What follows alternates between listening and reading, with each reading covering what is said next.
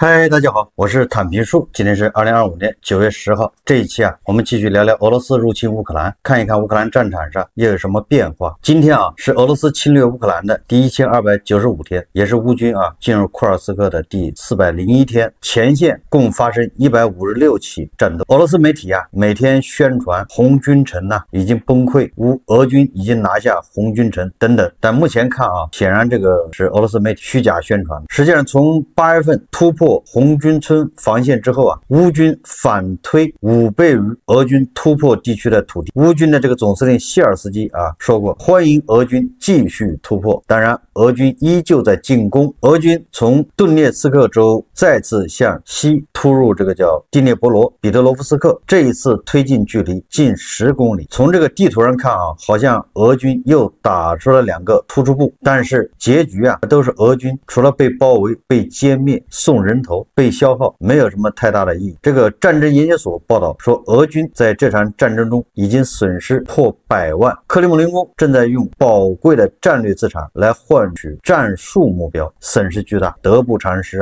但每天只能推进几百米甚至几十米，这种不稳固的模式使其在构建武装力量方面面临更大的困难，特别是在经济问题日益严重的背景。这个泽连斯基他在接受媒体采访时说特朗普的特使维特科夫告诉泽连斯基说，普京坚称在年底会拿下整个顿涅茨克。泽连斯基说俄罗斯人试图完全占领顿巴斯，将导致200万至300万俄兵死亡，也就是俄罗斯军人还要在那消耗200到300万人。9月8号星期一的早晨乌克兰总参谋部在其电报频道宣布，乌克兰国防军解放了顿涅茨克州的扎里奇内村，并完全掌控了该村。乌克兰武装部队总参谋部新闻处发布视频称，第425独立突击团岩石部队已完全掌控顿涅茨克州的叫扎里奇内村。扎里奇内村隶属克拉马托尔斯克区利曼市社区。这个425独立突击团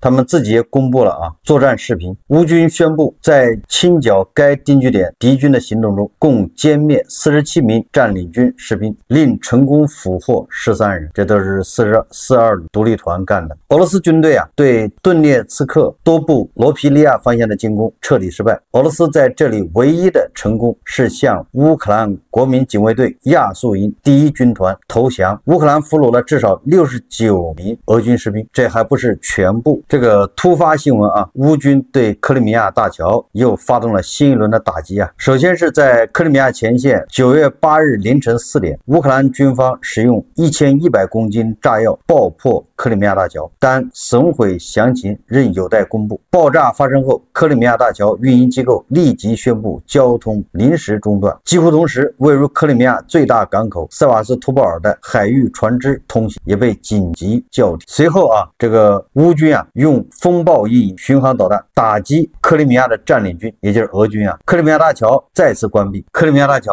迟早恐怕是要炸掉的，这么保是保不住的。9月8日凌晨1点左右，俄罗斯萨拉托夫州克拉斯诺阿尔米伊斯基区的主干油管发生爆炸，爆炸导致库伊比舍夫到利西昌斯克主干油管瘫痪。该油管为俄罗斯占领军提供石油产品，也就是重要的后勤补给线。据消息来源称，受损设施年产能8200万吨。据俄罗斯媒体报道，爆炸后在早晨现场聚集了大量工人，他们正努力消除袭击造成的后果。据悉，这是过去1天内俄罗斯第3个被破坏的油气基础设施。乌克兰无人机系统部队司令马扎尔人宣布该部队下属第14团攻击了位于俄罗斯弗拉基米尔州的一个泵站，该泵站是向莫斯科输送柴油的关键基础设施。乌克兰依然致力于打击俄罗斯的能源基础设施，与军事有关的能源基础设施在打击范围之内。相比袭击泵站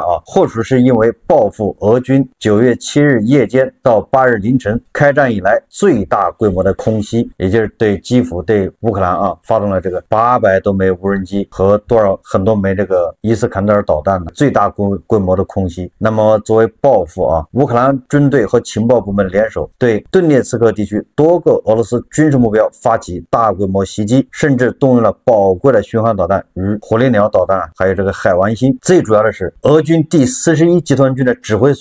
部遭到乌军的打击。网络信息显示，设在黄玉豫无线电电子厂里的俄军某集团军指挥所被5枚巡航导弹击中，设在综合机动化自动化研究所的俄军第41集团军指挥所被至少2枚巡航导弹和自杀式无人机击中，设在顿涅茨克冶金工厂的俄军第20近卫摩步师指挥所至少被1架自杀式无人机击中，也就是这些集团军的总部都遭到了乌军的打击。有消息称乌军在本轮针对俄军指挥所的密集攻击中动用了风暴翼巡航导弹，该消息同样尚未得到证实。除了这个乌军用这个风暴翼导弹还有无人机打击俄军的军事设施之外，乌军的这个敌后武工队也是相当活跃。在远东地区的叫哈巴罗夫斯克，也叫伯利当地时间8日，俄军第6912军事单位，也就是俄罗斯国民警卫队第748独立营附近发生了2起爆炸事件，出现人员伤亡。爆炸发生后，俄罗斯安全部门切断了当地的移动互联网，并改变了交通路线。据推测是乌克兰的特工所为针对9月7日夜间俄罗斯对乌克兰的大规模袭击美国总统特朗普的特使凯洛格作出回应，他表示俄罗斯对基辅政府大楼的袭击表明俄无意通过外交途径结束战争。凯洛格在社交网络平台 X 上宣布上述表态。凯洛格说任何战争的危险在于升级，俄罗斯似乎在加剧局势紧张。这场战争史上最猛烈的袭击击中了乌克兰政府大楼，俄罗斯把导弹对准了乌克兰的政府部门，这个是开战以来第一次，说明这个某种程度上战争已经升级了，没有什么不能打的目标这个泽连斯基向媒体表示乌克兰在前线已经设立了缓冲区，这个似乎是在回应普京普京要在哈尔科夫、苏梅很多地方要设立缓冲区，这是俄罗斯人最愿意干的事情，就是在别人的领土上设缓冲区。泽连斯基说乌克兰在前线已经设立了缓冲区，我们在不同的地区设立10到20公里的死亡区，任何进入的坦克、装甲车或摩托车都会被无人机摧毁。所以如果他们说要设立缓冲区，那我们早就有了，也就是你普京不要费劲巴拉的要设什么缓冲区，我们已经都设完了。这个缓冲区里面俄军的坦克、装甲车、摩托车都会化为乌有。我们看看这个外交以及国际援助欧盟计划在10月完成向乌克兰交付200万发炮弹的目标。财联社9月9日电，欧盟外交安全政策高级代表卡拉斯当地时间9月9日在欧洲议会全体会议上发表讲话。卡拉斯表示，迄今为止，欧盟承诺向乌克兰交付200万发炮弹的目标已交付80%，目标是10月份交付100%。他强调，西方国家一致同意向乌克兰提供安全保障，并呼吁俄罗斯离开战场，回到谈判桌前。英国的前首相约翰逊说只要继续大力军援，就能打败普京。这个约翰逊说，结束战争最快方法就是为乌克兰英雄提供继续战斗的资源。他呼吁对俄实施更严厉的制裁，并将冻结的俄资产移交给乌克兰。约翰逊强调从战略上讲，俄罗斯已经输掉了这场战争。这位英国前首相敦促盟友不要寻求与克里姆林宫的妥协。越来越多的欧洲的领导人认可约翰逊的说法。你比如说德国的总理莫尔茨，可以说莫尔茨最近表现是越来越强硬。当地时间9月8号，德国总理莫尔茨在柏林举行的德国驻外使节会议上发表讲话。这个莫尔茨在讲话中指出他说，我们不应该也不能指望美国，他们继续为我们在欧洲的安全承担主要责任，但我们必须面对一个事实，我们与美国的关系正在发生变化，美国也在重新评估自己的利益，因此我们欧洲也必须调整我们的利益，没有虚假的怀旧情怀，美国仍然是我们重要伙伴。这个梅尔茨甚至暗示美国的特朗普总统是普京的办事员，因为他说不要抱有虚假的怀旧情绪，过去那个岁月静好，由美国为欧洲提供保护保障一去不复返。尽管美国仍然是欧盟重要合作伙伴，但由于华盛顿将其关系与某些利益和话题挂钩，这种关系变得不那么明显，也就是普京这个特朗普和普京这种利益上的勾连。这是莫尔茨对美国在欧洲安全以及在俄乌战争中他的一个认识，也就是欧洲现在不能指望美国了。然后关于俄罗斯呢，那这个莫尔茨说的就更加直截了当莫尔斯说啊，俄罗斯进攻乌克兰只是开始，也就是说，俄罗斯的脚步不会停止在乌克兰，下一步啊，俄罗斯就要进攻欧洲其他国家。这个是莫尔斯说的啊。这个莫尔斯还说啊，乌克兰啊，针对俄罗斯在东南欧建立势力范围的企图啊，正在捍卫西方的自由，必须支持基辅政权，这可能会持续很长时间。莫尔斯说，这是事实，我们已经从这个事实中得出结论，在乌克兰的抗争中，我们必须支持乌克兰，为其提供援助，而且这种情况可能会持续很长时间。当然了，德国啊，绝不是嘴上说说啊。首先是德国的莱茵金属宣布，今年内将向乌军提供防空系统，就是新的防空系统啊。莱茵金属首席执行官帕珀格表示，这份价值数亿欧元的合同将于周三在伦敦展会上签署。这个新型的防空系统综合设施能够保护16平方公里区域免受无人机的攻击。英国的《金融时报》评论员朱昂文说他说，如果美国总统特朗普拒绝在对乌克兰军事援助问题上与欧洲领导人站在同一立场，欧洲方面需要制定备用计划，也就是 B 计划。他认为，欧洲人而言，显而易见的风险在于他们过于沉浸在外交的复杂细节中，以至于忽略了全局。他指出，这位美国总统已通过言行多次表明，他不愿意承诺为乌克兰提供防御支持。他还补充，若能说服特朗普加大对俄罗斯的军事与经济压力，那将是一项非凡的成就。尝试争取当然是值得的，但一旦说服特朗普的努力失败，欧洲需要一套 B 计划。乌克兰承认其接收了3架阿塞拜疆的米格29战斗机，上周一架曾在阿塞拜疆服役的米格29战斗机被发现出现在乌克兰空军中。目前可以确认的是，这样的飞机共有3架。这些飞机在特别军事行动开始前抵达利沃夫航空修理厂，之后他们就被征用，并开始在基辅政权的部队中服役。与此同时，阿塞拜疆当局对此没有任何反应，没有发出任何官方声明或提出抗议，那就是相当于把这3架米格19米格29战斗机送给乌克兰。据社交媒体消息这些米格战斗机被分配给了西部空军司令部的第114战术航空旅。非常奇怪的是，这些飞机的出现已经在线上讨论了第2周，然而巴库对此问题继续保持奇怪的沉默，也就是阿塞拜疆这边既不承认也不否认，这个态度就非常有意思，直接援助乌克兰飞机。我们再看看俄罗斯国内目前俄罗斯国内燃料价格正在飙升，自开战以来，俄罗斯汽油价格上涨了近100%，柴油价格上涨40%。今年8月份开始，乌克兰加大对俄罗斯炼油厂和油库的攻击，再加上更高的消费税、严格的出口禁令、飙升的通胀等因素，共同推动了俄罗斯燃料价格上涨。截止到9月3日，创下最大涨幅，俄罗斯炼油厂受损导致汽油价格飙升至多年来的最高点。92号汽油从开战前的40卢布涨到了80卢布，95号汽油涨到了85卢布，柴油78卢布。9月4号，俄罗斯总统普京在这个海参崴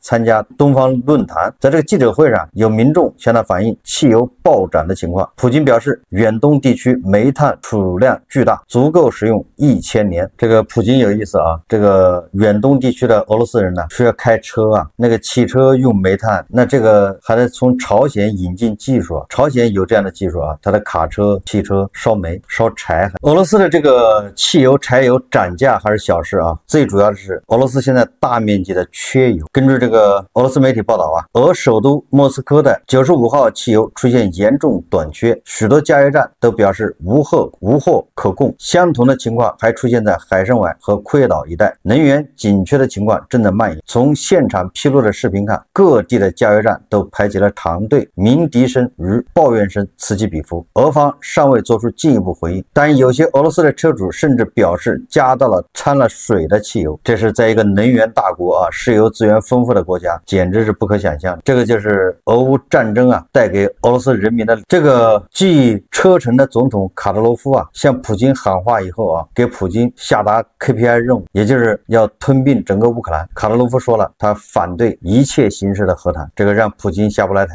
结果俄罗斯现在不是卡特罗夫一个人在唱高调，这个梅德韦杰夫一看卡特罗夫居然调门这么高，那他也就不客气了，也就不再撑着了。这个梅德韦杰夫立马抛出了一个惊人的观点。德新社9月8日报道，俄罗斯联邦安全会议副主席梅德韦杰夫指责邻国芬兰推行对俄战争路线，并再次要求该国就2战进行赔偿。你说这个梅德韦杰夫他现在要求芬兰啊给俄罗斯赔偿，你这不是难为普京，又为普京指明方向，又给普京下了个任务，就是要跟芬兰去要战争赔款。报道称啊，梅德韦杰夫在塔斯社发表的专栏文章中写道，加入北约后，赫尔辛基便以防御为借口推行对抗路线，为与俄罗斯开战做准备，并且显然是在为进攻我国搭建跳板。梅德韦杰夫指责芬兰在紧邻俄罗斯边境拉普兰地区设置新的陆军编制。报道称啊，1947年和平条约将芬兰对苏联的战争赔款限定在3亿美元以内，但梅德韦杰夫表示啊，2战期间芬兰给苏联造成的实际损失高达20万亿卢布，这个真是叫狮子大开口啊！20万亿啊，约合2440亿美元。不知道梅德韦杰夫是怎么算的这个账啊？好一个狮子大开口，反正他给出一个数啊，让普京去落实。这个俄罗斯国内这些领导人啊，现在纷纷出来唱高调，原因有多方面啊，但是有一点可以肯定，他们是在给普京添乱，给普京施压，他们都不希望这个战停下来。尤其是卡德罗夫啊，大家都知道啊，这普京已经某种程度上表现出了这种削藩当然这个一切都是卡德罗夫啊最近身体不好啊导致的。卡德罗夫急于啊把他3儿子吧要扶上大位，但这个就必须由普京同意。目前看啊，普京显然是想削藩，结束卡德罗夫家族在车臣的这种世袭。但是卡德罗夫他又是在车臣搞的就是世袭，对吧？车臣的所有的重要岗位，大大小小岗位都是卡德罗夫家族或者是他的同学，同学的同学，家庭成员的同学等等。梅德韦杰夫也一样，也就是如果普京现在突然停火，不再一致对外了，那么他很有可能啊对卡德罗夫不利，腾出手来，对吧？就要给卡德罗夫施压。梅德韦杰夫也一样，所以最好的办法是让普京跟乌克兰继续打下去，继续消耗。这个卡德罗夫啊，口号喊着震天响，又是普京的小兵，又是普京的什么猎犬。卡德罗夫是俄罗斯少有的这个叫军阀割据势力，他有兵权，他还有一个特种部队艾哈迈特，所以某种程度上卡德罗夫也是普京啊心头的一根刺，不拔掉那是永远不舒服。大家也看到了啊，这个车臣的部队在乌克兰战场根本就不像黄俄所说车臣出征寸草不生。车臣的抖音部队他们一大爱好就是拍视频和检视各种表演摆拍。说不好听一点的啊，卡德罗夫把车臣的部队派到乌克兰，表面上是响应普京的号召，对吧？为普京打仗，实际上是去混装备混资历，本质上是保存有朝一日啊要跟普京掰掰手腕。所以从卡德罗夫的角度来说啊，他当然不希望这个时候停下来。如果这个时候停战，那么卡德罗夫风险啊，中毒的风险、坠楼的风险、飞机失事的风险就急剧飙升。梅德韦杰夫大体也这样，所以他们啊这个时候都突然跑出来唱高调，给普京啊画出道道，你得给我接着打，不能停。这个苏联解体以后啊，形成15个加盟国，只有俄国、白俄罗斯、哈萨克斯坦和吉尔吉斯斯坦4个国家将俄语作为官方语言之一，而其他的11个国家基本上完成语言的去俄化，就是在他们这些国家俄语不让说了，现在只有4个国家俄语是官方语言之一。但是就这个啊，哈萨克斯坦和吉尔吉斯斯坦虽然将俄语作为官方语，但哈萨克斯坦规定政府文件以哈萨克语为主啊，正式场合需要使用哈萨克语。吉尔吉斯斯坦更是规定国家机关组织活动中必须使用吉尔吉斯语，也就是啊，这些前苏联的加盟共和国现在都忙于去俄化，俄语在前苏联地区的地位已经衰落，这是不争事实。苏联的文化统治最终敌不过前加盟共和国民主主体的觉醒，也就是俄罗斯啊逐渐要失去高加索地区、中亚地区等等。好，这期节目啊咱们就聊到这里，感谢大家收看。如果喜欢我的，欢迎订阅转发，也可以在下方留言评论，谢谢大家。